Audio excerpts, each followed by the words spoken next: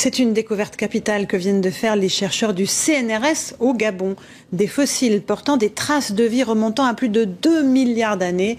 Voilà qui remet en question toute la chronologie de l'apparition de la vie sur la Terre. Explication de Christine Chapelle et Thierry Hackett. Pour nos yeux de profanes, ce ne sont que des cailloux. Pour les chercheurs du monde entier, c'est un trésor unique. La preuve de l'apparition de la vie multicellulaire sur Terre, 1,5 milliard d'années plus tôt qu'on ne le pensait. C'est en faisant des études sur une carrière du Gabon qu'une équipe du CNRS découvre ces fossiles. On a pris un échantillon ou deux, et puis en rentrant en France, on s'est adressé à un spécialiste et il nous a dit écoutez, vous travaillez sur des objets fossiles de 600 millions d'années. À partir de ce moment-là, je me suis dit là, il y a quelque chose à faire.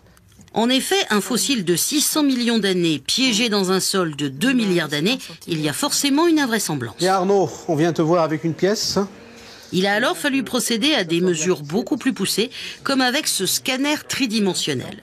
Et la plus doute possible, ce vestige remet en cause toute notre chronologie. Car si l'on estime l'apparition de la première cellule il y a 3,5 milliards d'années, les preuves de formes de vie complexes que nous avions jusqu'ici dataient de 600 millions d'années. Le fossile gabonais fait donc reculer la datation de l'apparition de la vie multicellulaire. Une découverte fondamentale pour les chercheurs qui n'ont plus aujourd'hui qu'un seul but, obtenir la protection du site gabonais, car il constitue en quelque sorte la pépinière de l'humanité.